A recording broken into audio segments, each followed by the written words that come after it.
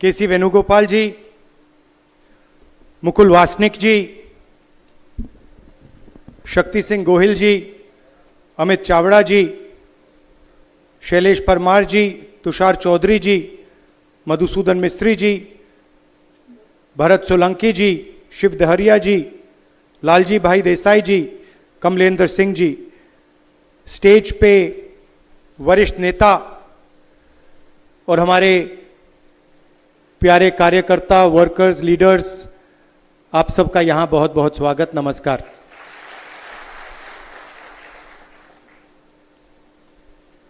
Mood कैसा है आपका? बिल्कुल ठीक, बिल्कुल अच्छा लग रहा है। और शायद जो गुजरात के हमारे कार्यकर्ता हैं, लीडर्स हैं, सबसे स्ट्रॉन्ग, मजबूत, निडर हमारे लोग हैं।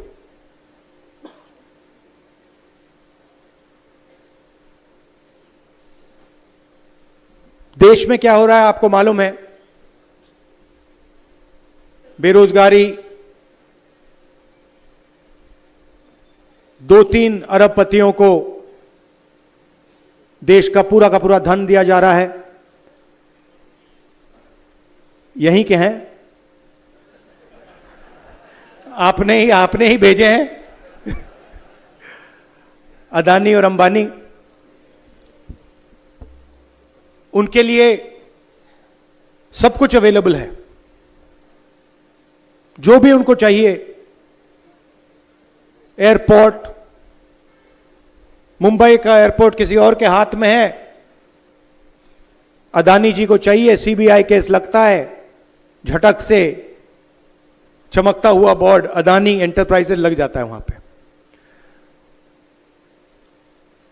पोर्ट्स, शुरुआत यहीं से हुई थी।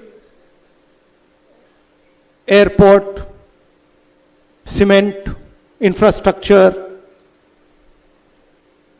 सारा का सारा डिफेंस, सारा का सारा इनके हाथ में जा रहा है। और जनता गुजरात में और पूरे देश में बस देखती जा रही है।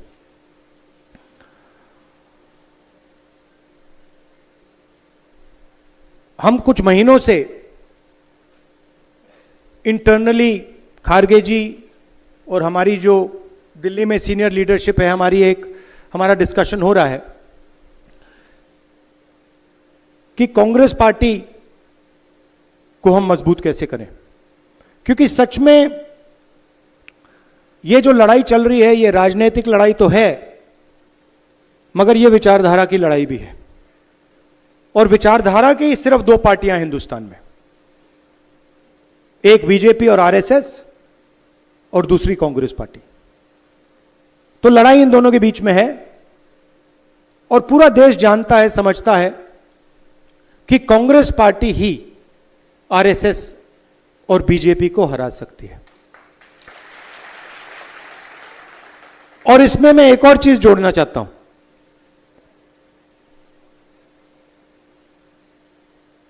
कि सबसे पहले अगर हमने आरएसएस और बीजेपी को देश में हराना है, तो रास्ता गुजरात के थ्रू जाता है।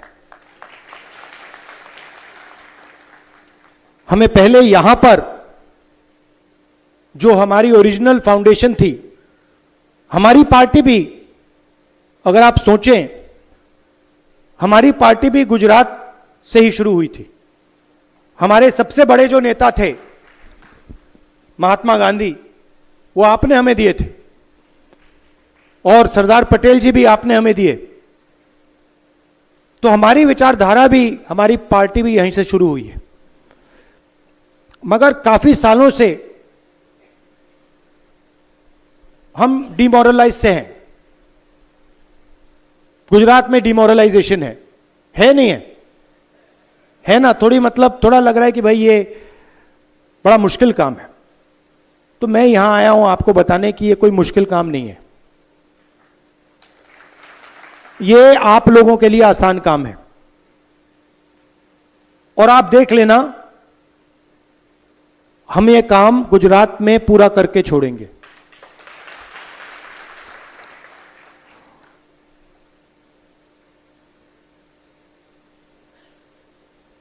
तो हमने निर्णय लिया है कि कांग्रेस पार्टी में हमें थोड़ा बदलाव लाना पड़ेगा। अभी मैं आपके डिस्ट्रिक्ट के सीनियर नेताओं से मिला और बहुत अच्छा डिस्कशन हुआ, और उन्होंने 2-3 चीजें मुझे कही जो शायद हर डिस्ट्रिक्ट के नेता कहेंगे। सबसे पहले, जो हमारे बीच में कंपटीशन होता है वो डिस्ट्रक्टिव कंपटीशन होता है, प्रोडक्टिव कंपटीशन नहीं होता है। दूसरी बात, लोकल लोगों को, लोकल डिस्ट्रिक्ट्स के नेताओं को टिकट डिसीजन में शामिल नहीं किया जाता है। टिकट, उन्होंने हमें बताया भैया टिकट हमें पता नहीं कहां से आया, पता नहीं कहां से, मतलब आसमान से टपक के आ जाते हैं, राइट। दूसरी बात जो मैंने पिछली बार कही कि आप लोगों को काफी अच्छा लगा, मैंने कहा कि देखिए 2 तरीके के घोड़े होते हैं, एक रेस का होता है और दूसरा बारात का घोड़ा होता है। अच्छा, उसमें तीसरा भी होता है, उसको जोड़ देता हूं, एक लंगड़ा घोड़ा भी होता है। और आप ही ने मुझे यह बात बताई कि देखिए राहुल जी, प्रॉब्लम क्या है कि कांग्रेस पार्टी कभी कभी रेस के घोड़े को बारात में बेच देती है और बारात के घोड़े को रेस में दौड़ा देती है। तो हम ये बात, इन घोड़ों को हम थोड़ा अलग अलग करना चाहते हैं कि भैया ये रेस का घोड़ा है, ये बारात का घोड़ा है और ये लंगड़ा घोड़ा है, और रेस के घोड़े को हम दौड़ाएंगे, बारात के घोड़े को हम नचाएंगे, राइट। तो हमारे डिस्कशन में से मेन बात क्या निकली कि डिस्ट्रिक्ट को अहमदाबाद से नहीं, डिस्ट्रिक्ट को डिस्ट्रिक्ट से चलाना चाहिए, और डिस्ट्रिक्ट के जो नेता हैं, डिस्ट्रिक्ट के जो लीडर्स हैं, उनको स्ट्रेंथ देनी चाहिए, और खास तौर से जो डिस्ट्रिक्ट प्रेसिडेंट है उसको जिम्मेदारी देनी चाहिए, उसको पावर देनी चाहिए, और उसके हाथ मजबूत करने चाहिए। और यह काम हम अब शुरू कर रहे हैं। भेड़िया जी आए हैं, ये मंत्री रहे हैं, सीनियर हैं, इनको हमने यहां भेजा है। गुजरात के भी लोग आए हैं, जिग्नेश आए हैं, 2-3 और लोग आए हैं। ये आपसे बातचीत करके हमारे को 5-6 नाम देंगे जिनमें से आपका डिस्ट्रिक्ट प्रेसिडेंट चुना जाएगा। डिस्ट्रिक्ट प्रेसिडेंट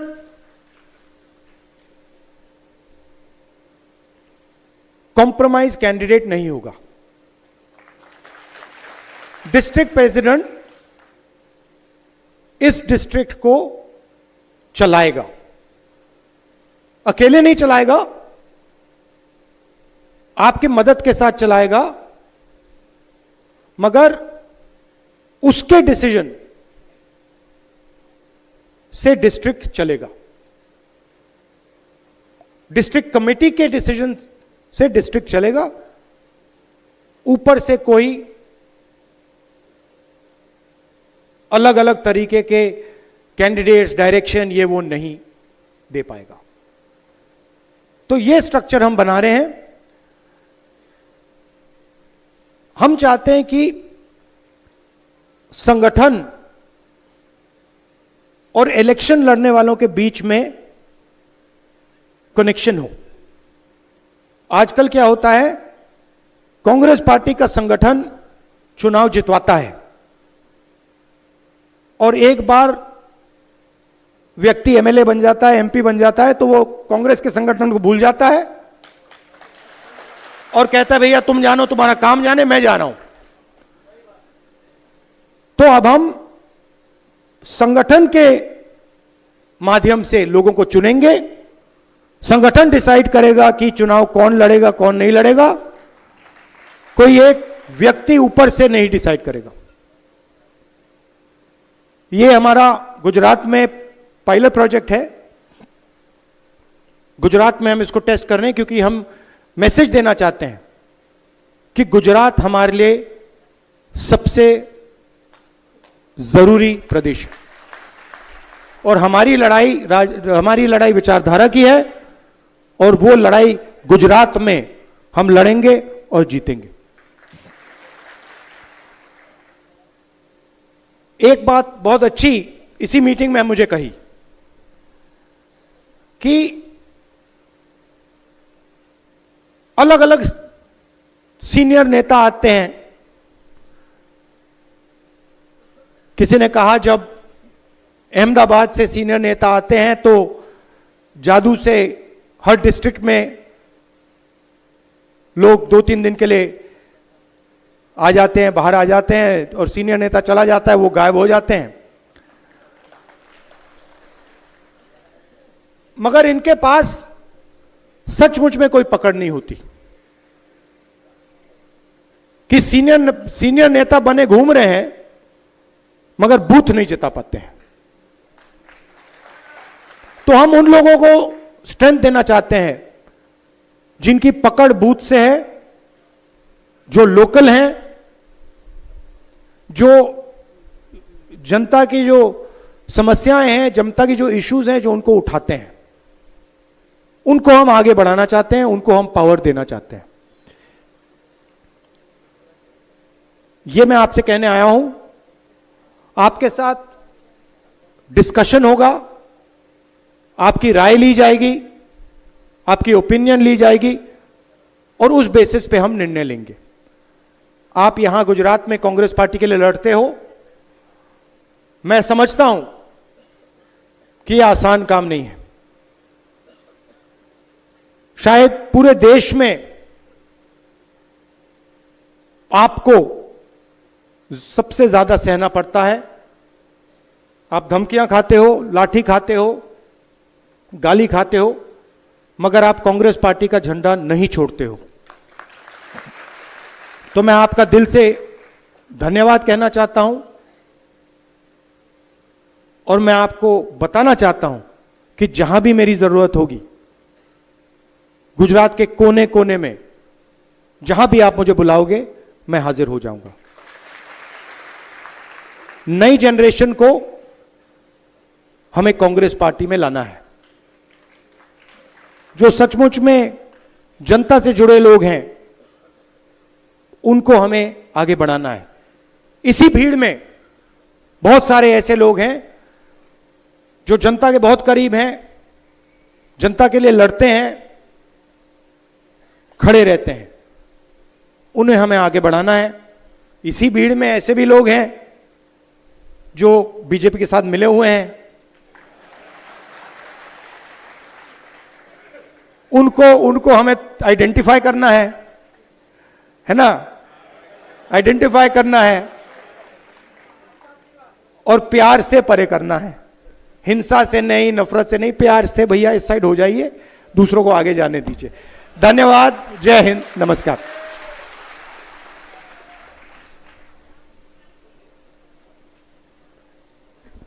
કાર્યક્રમના અંતમાં તુષાર ચૌધરી સાહેબને આમંત્રિત કરીશ આભાર વિધિ કરવા માટે। આપણે પોતપોતાનું સ્થાન છોડવાનું નથી। સંગઠન સૃજન અભિયાનનો અરવલ્લી જિલ્લા ખાતે શુભારંભ કરવા આપણી વચ્ચે ખાસ પધારેલ આપણા નેતા આદરણીય શ્રી રાહુલ ગાંધીનો આ જિલ્લામાં આવવા બદલ આપ સૌ વતી ખૂબ હૃદયપૂર્વક આભાર માનું છું. સાથે સાથે આપણા સંગઠન પ્રભારી કેસી વેણુગોપાલજી, શ્રી મુકુલ વાસનિકજી, શ્રી શક્તિસિંહભાઈ, અમિતભાઈ, ભરતસિંહભાઈ, મિસ્ત્રી સાહેબ અને ખાસ જે લોકો અહીંયા કામગીરી કરવાના છે અરવલ્લી જિલ્લામાં એવા આપણા નિરીક્ષકશ્રીઓ ભાઈ શ્રી જિજ્ઞેશભાઈ, બેન શ્રી જૈનીબેન, બેન પ્રમુખશ્રી અને અરવલ્લી જિલ્લામાં બૂથે બૂથથી પધારેલા આપ સૌ સેનાપતિઓ અને સૈનિકો, મારી તમને બધાને એક જ વિનંતી છે કે આની જે શરૂઆત થઈ રહી છે એ શરૂઆતમાં તમારે જે કહેવું હોય એ સાચું બોલજો. તમને જે પૂછવામાં આવે ત્યારે સાચું બોલજો. પછી તમે શરમમાં રહેશો કે હું આ બોલીશ ને પેલાને ખબર પડશે તો ખોટું લાગશે તો મારી જોડે ઝઘડો કરશે તો આવો ખોટો રિપોર્ટ આપશો તો આ સૂચન અભિયાન સફળ નહીં થાય. પણ સાચો રિપોર્ટ આપશો તો લખી રાખજો કે અરવલ્લી જિલ્લામાં જિલ્લા પંચાયત ફરી કોંગ્રેસની બનશે, 6 તાલુકા પંચાયત પણ કોંગ્રેસની બનશે ને ફરી પાછા 3 ધારાસભ્ય પણ અરવલ્લી જિલ્લામાં કોંગ્રેસના જીતશે ને જીતશે. પણ એના માટે રિપોર્ટ આપવાનું કામ તમને જે રાહુલ ગાંધી સોંપવા આવ્યા છે એ રિપોર્ટ તમે સાચો કરજો. ફરી આપ સૌનો ખૂબ હૃદયપૂર્વક આભાર. આપણા નેતા પોતાની જ વાતો કરી મોટી મોટી જતા રહેવા નથી, તમારા દિલની પણ સાંભળવા માંગે છે. ટાઈમની મુશ્કેલી છે. 3 વ્યક્તિઓ કોઈ પણ હાથ ઊંચો કરે એમાંથી ભાષણ નથી કરવાનું. નાની રાહુલજી અને સંગઠનને લગતી વાત આપની કરી શકાય. હાથ ઊંચો કરશો કોઈ પણ રેન્ડમ. હા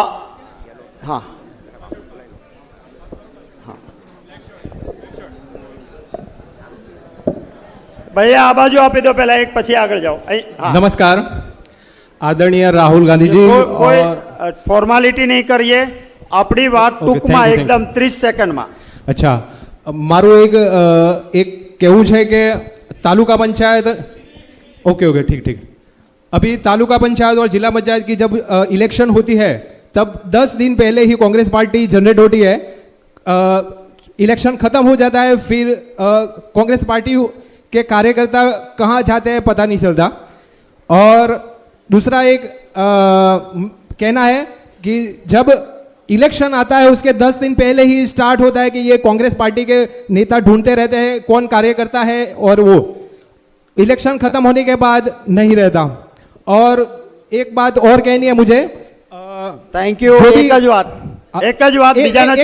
एक लास्ट बात है. और जिसको भी सर ने बोला है, राहुल गांधी जी ने बोला है कि जिसको टिकट मिलती है वो कहां से जनरेट हो जाते हैं, यानी जो कैंडिडेट सही है उसको टिकट मिलनी चाहिए.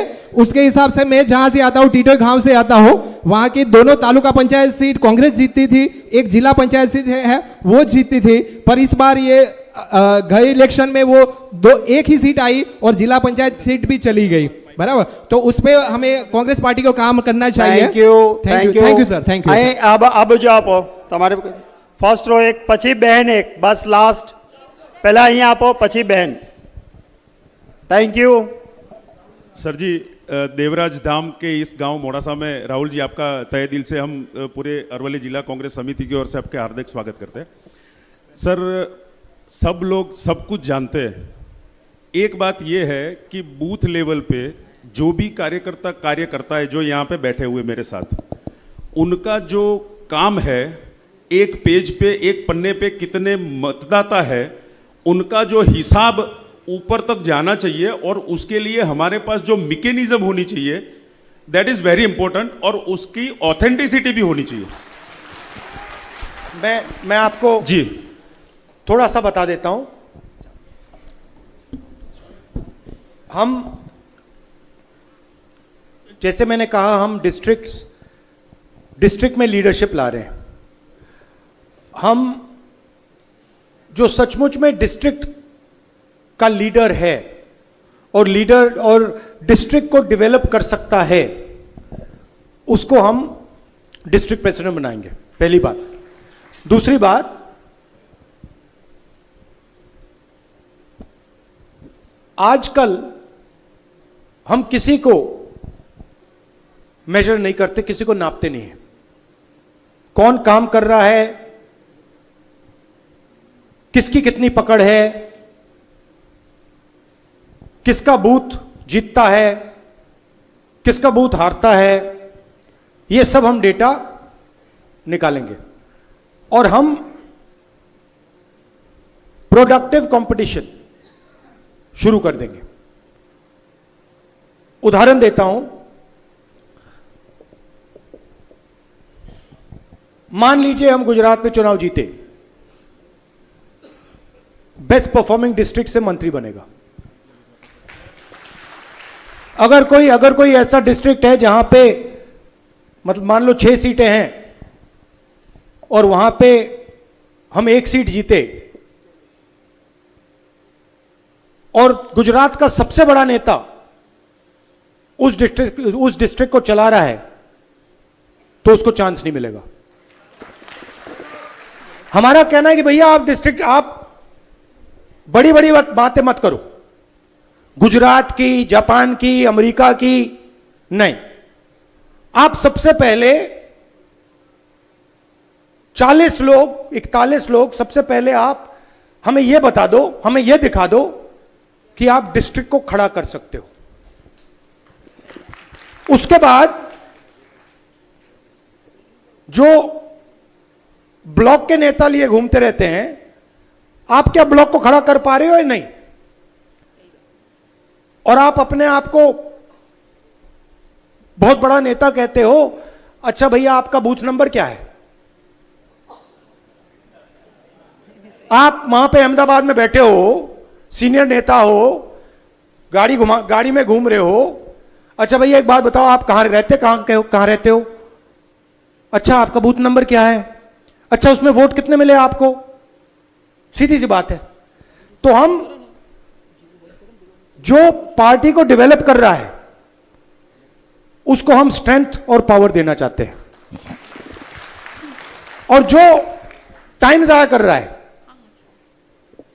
उसको हम कहना चाहते हैं भैया ठीक है आप बैठ जाइए, निर्णय आप नहीं लोगे। निर्णय जो कांग्रेस पार्टी को खड़ा कर रहा है, पॉलिटिकल पार्टी की परफॉर्मेंस क्या है, मेंबरशिप बढ़ रही है हां या ना, लोकल एजिटेशन है उसमें हमारे नेता भाग ले रहे हैं हां या ना, चुनाव हो रहे हैं, जिला परिषद, लोकल बॉडी के इलेक्शन, विधानसभा, लोकसभा, उसमें हमारी वोट बढ़ रही है हां या ना। नापना तो बहुत आसान है। तो हम अब क्या कर रहे हैं, हम उन लोगों को चांस दे रहे हैं जिनमें लीडरशिप पोटेंशियल है, और उनसे कह रहे हैं भैया आप चलाओ, मगर हम आपको नापेंगे। यह नहीं कि आप डिस्ट्रिक्ट प्रेसिडेंट बन गए और 5 साल के लिए आपसे कोई कुछ सवाल नहीं पूछ रहा। हम पता लगाएंगे कि भैया डिस्ट्रिक्ट की मीटिंग हो रही है, सिंपल सी बात है। अगर कोई व्यक्ति डिस्ट्रिक्ट की मीटिंग में नहीं आता है तो वो कांग्रेस पार्टी का चुनाव नहीं लड़ सकता, खत्म। करो जो करना है। हमें लिस्ट आएगी भैया ये लोग आए थे, ये लोग नहीं आए थे। अगर आप नहीं आ रहे हो डिस्ट्रिक्ट की मीटिंग में तो फिर आप एमएलए क्यों बनोगे, एमपी क्यों बनोगे? मतलब आपका कुछ लेना देना ही नहीं है संगठन से। तो हम ये गैप ब्रिज करना चाह रहे हैं, और आपको जो काम करने वाले हैं आपके लिए आपके सामने दरवाजा खुलेगा, और जो काम नहीं कर रहे हैं उनके सामने दरवाजा आस्ते आस्ते आस्ते आस्ते बंद हो जाएगा। तो ये आइडिया है। और कोई कुछ पूछना चाहता है, कहना चाहता है? Yes sir, welcome sir. आप जैसे युवा नेता को चुनिए और सृजन में वडील वर्ग को रखिए, और बाद में मैं बोलती हूँ कि महिलाओं को વધારે ज़्यादातर महिलाओं को ऐड करने का सृजन दीजिए, क्योंकि महिलाओं यहाँ पे बहुत है। जिला ये अरवली जिला है, बहुत महिलाओं ऐसी है कांग्रेस पार्टी में, लेकिन उनको ऐड किया नहीं जाता और उनको जो मान सम्मान दिया जाता नहीं है, सो वो भी घर पे बैठी रहती है। हम यहाँ पे इतनी आई है और बहुत महिलाएं आपके दर्शन के लिए तरसती थी, लेकिन आज नहीं आ पाई। मैं बोलती हूँ कि महिलाओं को ज्यादातर ऐड कीजिए। Thank you so much. तो हमने डिसाइड किया है कि सोशल बैलेंस होगा। डिस्ट्रिक्ट प्रेसिडेंट्स में महिलाओं को जगह मिलेगी, हर कम्युनिटी को जगह मिलेगी। कुछ दिन पहले मैं गुजरात के डिस्ट्रिक्ट प्रेसिडेंट से मिला, शायद एक भी महिला नहीं थी। एक्सेप्टेबल ही नहीं है ये। 50% हमारी महिलाएं हैं और गुजरात के डिस्ट्रिक्ट प्रेसिडेंट्स में एक भी महिला नहीं है। एक्सेप्टेबल नहीं है। तो ये बदलाव आपको दिखेगा और हम चाहते हैं कि ज्यादा से ज्यादा महिलाएं पार्टिसिपेट करें। और कोई? हाँ भैया, पीछे से कोई? हाँ जी, बताइए।